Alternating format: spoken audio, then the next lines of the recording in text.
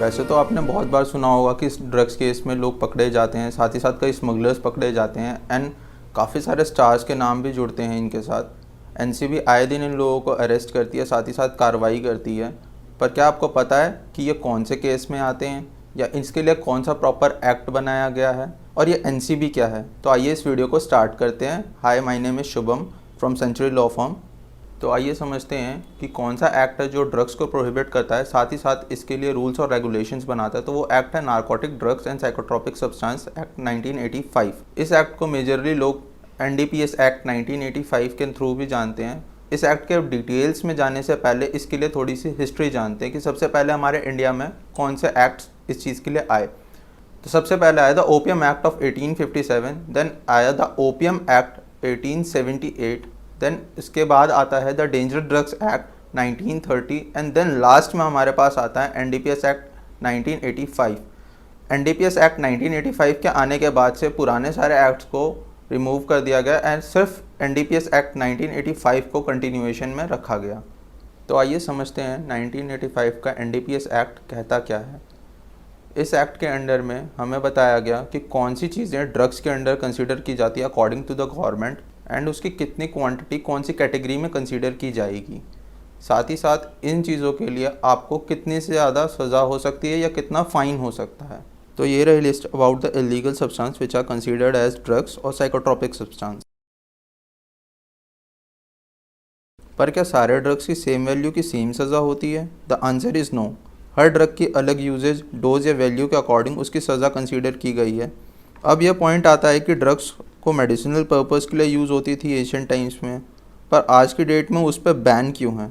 या साथ ही साथ ड्रग्स के किसी भी इंपोर्ट, एक्सपोर्ट, फार्मिंग, ट्रांसपोर्टेशन या स्टॉक पे भी सज़ा क्यों होती है? तो इसका आंसर है कि एंशियंट टाइम्स में ड्रग्स को एज अ मेडिसिन यूज़ किया जाता था, लेकिन आज की डेट में ये एक हैज़ार्डियस सब्सटेंस बन गया है जिसकी ओवरडोज से कई लोग मारे भी जाते हैं। तो आइए अब थोड़ा डिटेल में देखते हैं कि एनडीपीएस एक्ट कहता क्या है। तो एनडीपीएस एक्ट का सेक्शन 8 एंड 8A हमें बताता है कि इस एक्ट में क्या चीज़ें प्रोहिबिट करी गई हैं। तो कोई भी पर्सन इंडिया में कोका प्लांट के पार्ट्स, ओपियम यानी अफीम, कैनबिस यानी गांजा, इस तरीके की किसी भी प्लांट की फार्मिंग नहीं कर सकता। साथ ही साथ उसको प्रोसेस, सेल, परचेज, ट्रांसपोर्ट या फिर स्टॉक करके नहीं रख सकता। साथ ही साथ सभी प्रोडक्ट्स के यूजेज पर भी रोक लगाई गई है। तो अगर किसी ने ये ऑफेंसेस कर दिए तो उसकी पनिशमेंट क्या होगी? तो एनडीपीएस एक्ट 1985 के चैप्टर 4 में सेक्शन 15 से 40 में दिया गया है कि कौन से ऑफेंसेस में कितनी पेनल्टीज़ या कितनी इम्प्रिजमेंट हो सकती है। तो आइए अब जानते हैं इस एक्ट में क्वांटिटीज़ के बारे में। तो इस एक्ट के अंडर में हमें 3 क्वांटिटीज़ प्रोवाइड की गई हैं।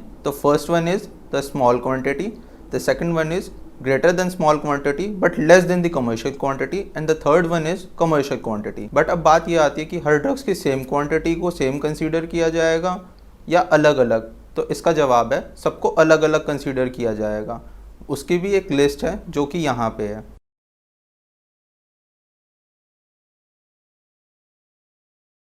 तो स्टार्टिंग में हमने बात करी थी अबाउट एनसीबी। क्या है ये एनसीबी? आइए जानते हैं सबसे पहले इनकी full form. Narcotics control bureau, जिसे कि 17 मार्च 1986 में through NDPS act section 4 sub section 3 के अंडर स्टैब्लिश किया गया। ये बॉडी सेंट्रल गवर्नमेंट के अंडर फंक्शन करती है। साथ ही साथ इन्हें इस एक्ट के थ्रू नेसेसरी फंक्शनिंग पावर्स भी दी गई।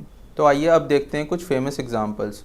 आर्यन खान ड्रग्स केस अक्टूबर 2021 and Armaan Kohli drug case अगस्त 2021। तो आज की वीडियो में हमने जाना अबाउट एनडीपीएस एक्ट, साथ ही साथ ड्रग्स की किस क्वांटिटी को किस कैटेगरी में रखा गया, अबाउट एनसीबी जाना आज हमने एंड इसकी स्मूथ फंक्शनिंग के लिए उन्हें पावर्स कहाँ से मिली। I hope you like this video. If you like it, please do comment, share and subscribe to our Century Law Firm channel. Thank you.